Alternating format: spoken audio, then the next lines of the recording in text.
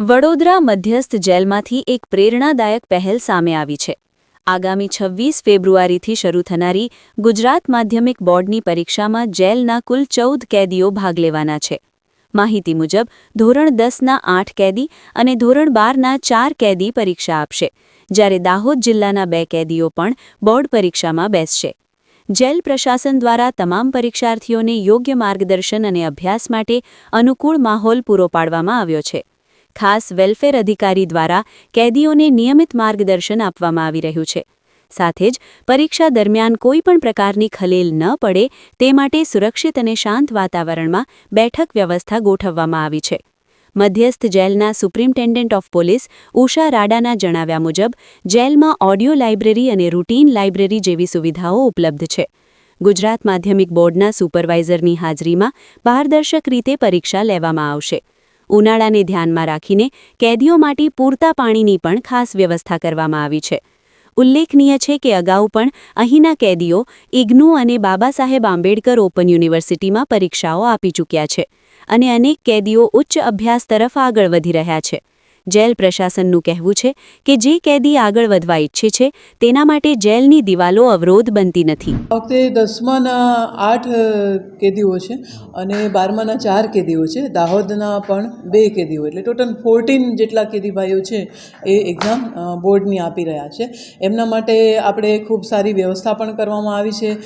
જે રીતના એની બેઠક વ્યવસ્થા, અત્યારે ઉનાળાનો માહોલ છે તો પાણીની વ્યવસ્થા, સારા એન્વાયરમેન્ટમાં, સિક્યોર એન્વાયરમેન્ટમાં કોઈ પણ ખલેલ વગર એ લોકો એક્ઝામ આપી શકે એવી વ્યવસ્થા કરવામાં આવી છે। જેલમાં 2 પ્રકારની લાઇબ્રેરી છે, એક ઓડિયો લાઇબ્રેરી છે અને એક જે સામાન્ય આપણી નોર્મલ રૂટીન લાઇબ્રેરી છે એ પણ છે, જ્યાં બેસીને પણ એ લોકો આરામથી વાંચી શકે છે અને કોઈ પણ એમને ડિસ્ટર્બન્સ નથી થતું એ પ્રકારની વ્યવસ્થા કરવામાં આવેલી છે। ગુજરાત સરકાર દ્વારા અને જે આપણું એજ્યુકેશન બોર્ડ છે એના તરફથી આપણે કેવી પરીક્ષામાં વ્યવસ્થા થતી હોય છે, કેટલા ટીચર્સ આવતા હોય છે, કેવી દેખરેખ થતી હોય છે? એમના સુપરવાઇઝર આવતા હોય છે અને પરીક્ષામાં કોઈ ગડબડો ના થાય એની પૂરેપૂરી વોચ રાખતા હોય છે અને શાંત માહોલમાં દર વખતે એમની હાજરીમાં જ આ એક્ઝામ લેવાતી હોય છે। દર વખતે આવી રીતે જ એક્ઝામ લેવામાં આવે છે। આપણો રેશિયો કેવો હોય છે? રેશિયો જનરલી 18-19, 18-19 હોય, ક્યારેક 16-18 હોય, એવી રીતના આ કેદીભાઈઓ છે 10th-12thની એક્ઝામની સંખ્યાનો રેશિયો એટલો હોય છે। આ જે સ્ટુડન્ટ ભણી રહ્યા છે એવા બીજા અનેક વિદ્યાર્થી હશે કે કોઈ અનેક સ્કિલ ડેવલપમેન્ટમાં આગળ જોઈએ તો એમાં જેલ પ્રશાસન કેવી મદદ કરે?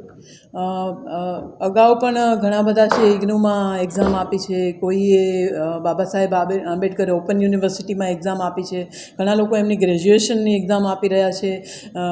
એક ડૉક્ટર પણ છે કે MBBS થયેલ છે અને આગળનું એમનું MDનું પણ સ્ટડી ચાલુ છે। એટલે જેમને ઇન્ટરેસ્ટ છે એને જેલના જે દિવાલો છે એ બાંધી નથી શકતી, એ જેલના વાતાવરણમાં પણ પોતાની એક્ઝામ પૂરેપૂરી આપી શકે છે। આ ઉપરાંત સ્કિલ ડેવલપમેન્ટ, મતલબ લાઈક પ્લમ્બર છે, ફર્નિચર વિભાગ છે, લોહારી કામ છે, ફેબ્રિકેશન છે, તો એ બધું જ અહીંયા એમને તક મળે છે, જેથી કરીને એ સમાજમાં જાય તો એને તાત્કાલિક કામ મળી રહે છે। અને એ હકીકત છે કે હમણાં જ થોડા ટાઈમ પહેલાં એક ફર્નિચરમાંથી જે કામ કરતા હતા, ખૂબ સારું એમની કામગીરી હતી અને એ બહાર ગયા તો અત્યારે એમની પાસે સમય નથી, એટલો બધો એમને ચાન્સ સોસાયટીમાંથી મળી રહ્યા છે। એટલે જેલમાં રહીને પણ એ લોકો જે એમની ટેલેન્ટ છે એ પ્રમાણે એ કન્ટિન્યુ કરે છે। જે આવા કેદીઓ છે જે એજ્યુકેશનમાં આગળ જાય છે તો સરકાર પછી એમની સજામાં કંઈ મદદ કરે છે? સજા તો એનો જે રૂલ્સ ને રેગ્યુલેશન છે એને ફોલો કરવાના જ હોય છે, એને સજા પૂરી જ કરવાની હોય છે। પણ સજા પૂરી કર્યા પછી એમની ઉંમર, એમની લાયકાત, એમનું મેરિટ, એ ઘણી બધી સંભાવનાઓને આવરી લેવાતી હોય છે ને એ પ્રમાણે એને ચાન્સ મળતો હોય છે।